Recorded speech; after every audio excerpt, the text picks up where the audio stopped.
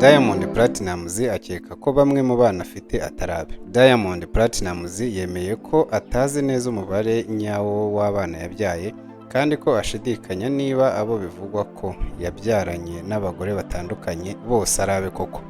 Uyu muhanzi yabigarutseho mu kiganiro yagiranye n'abanyamakuru.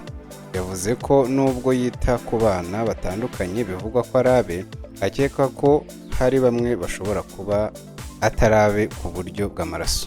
Yagize ati, ariko nzi neza ko hari abatari abanjye. Sindi umuntu ukunda gutongana n'abagore babyaye abana banjye, niyo mpamvu mbafasha bose. Abajijwe umubare nyawo w'abana be, Diamond yahise azuyaza mu gusubiza agira ati, bashobora kuba 4, 5 cyangwa 6. Nk'uko nabivuze, ibi bintu rimwe na rimwe biramvanga cyane, ariko ngerageza uko nshoboye kwita kuri buri wese. Inzara iranuma mu bakozi ba Cuzi Kigali bamaze igihe kinini badahembwa. Abakozi bakorera restaurant izwi nka Cuzi Kigali baratabaza nyuma yo gukorera iyi restaurant amezi menshi badahembwa, ndetse bajya kuregera ntibigire icyo bitanga. Imbarutso y'iki kibazo yabaye inkuru y'umukobwa witwa Aline Umutesi wahisemo kwifashisha imbuga nkoranyambaga kugira ngo arenganurwe nyuma y'uko abonye iyi restaurant idakozwa ibyo kubishyura. Kuwa 4 Kanama 2025, Umutesi yifashishije X yahoze yitwa Twitter yasobanuye uburyo agowe n'ubuzima nyuma yo gukorera Cuzi Kigali amezi 10 akishyurwa amezi 5 gusa. Uyu mukobwa avuga ko aberewemo ibihumbi 900 yakoresha. Yakomeje ati, iki kibazo cyadusize mu bibazo by'ubukene, ntitukibasha kwishyura ubukode, ibyo kurya, ingendo, amafaranga y'ishuri n'ubuzima bwacu bwo mu mutwe bwarahangirikiye, kandi restaurant yo iracyakora yakira ibirori n'ibindi. Umutesi yavuze ko atari we gusa ahubwo hari n'abandi 11 bakoranaga bose batishyuwe bakomeje gukora bibwira ko restaurant izageraho ikubahiriza ibikubiye mu masezerano bafitanye, ariko amaso ubu yaheze mu kirere. Nyuma yo kubona kwishyurwa ku neza bitagikunze, berekeje mu buyobozi babwira umukozi ushinzwe umurimo mu karere ka Nyarugenge.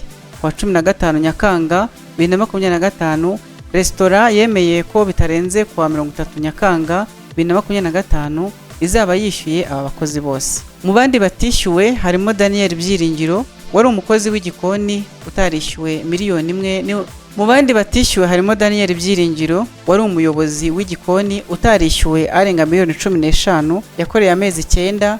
Claude Nduwayezu wakoraga mu bijyanye no kumenyekanisha ibikorwa utarishyuwe miliyoni 6 yakoreye amezi 6. Harimo kandi Joseph Nayituriki wari ushinzwe isuku ndetse n'ibikorwa byo muri restaurant utarishyuwe miliyoni 1,600 y'amezi 9.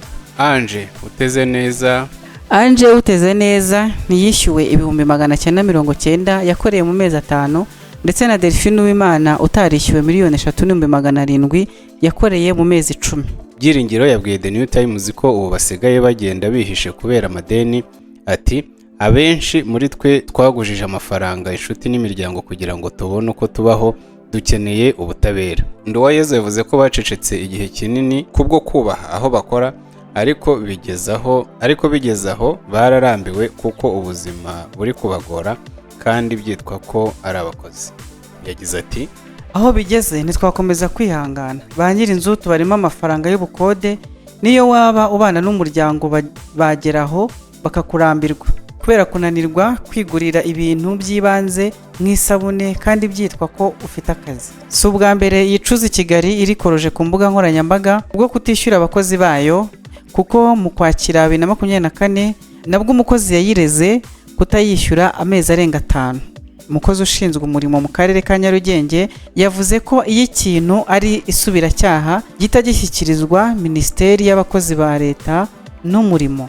Biteganyijwe ko abakozi bose batishyuwe na Cuzi Kigali bazajya guhura n'umuyobozi w'urugaga rw'abavoka mu Rwanda, Maître Nkundabarashi Moise, ku wa 7 Kanama 2025 kugira ngo baganire ku byo bafashwa mu bijyanye n'amategeko. Reka dukomeze kuri iyi nkuru isa n'itangaje, aho hari restaurant iteka amafi mabisi muri Kigali. Yabaza umuntu akubwiye ngo arya ifi mbisi, ushobora kumva ari ukuvuga ibintu bitumvikana cyangwa ukamufata ukundi. kuko ni ibintu bitangaje bitewe n'igihugu wakuriyemo. Icyakora nk'uko bijya bivugwa, agahugu umuco akandi uwako. Turenze imbibi z'u Rwanda tukagera mu migabane ya Aziya, mu Buyapani, dusanga mu ndyo gakondo bafite harimo izwi nka sushi igizwe n'amafi mabisi. Sushi ni indyo igizwe n'ibintu bitandukanye birimo umuceri, ibyatsi byo mu nyanja, amafi mabisi yo mu bwoko butandukanye, imboga, umureti ndetse n'ibindi. Ni indyo itegurwa mu buryo butangaje. Mu kumenya byinshi kuri iri funguro birimo n'uburyo ritegurwa, igihe dukesha iyi nkuru yasuye resitora y'Abayapani iherereye mu mujyi wa Kigali, Sakae Restaurant. Shefu Kamugisha Joseph Kennedy umaze amezi 12 ategura sushi arabibereka. Chef Kamugisha yasobanuye ko sushi ibamo amoko atandukanye arimo nigiri, maki, uramaki, temaki, shirashi na inarizushi ndetse n'andi atandukanye.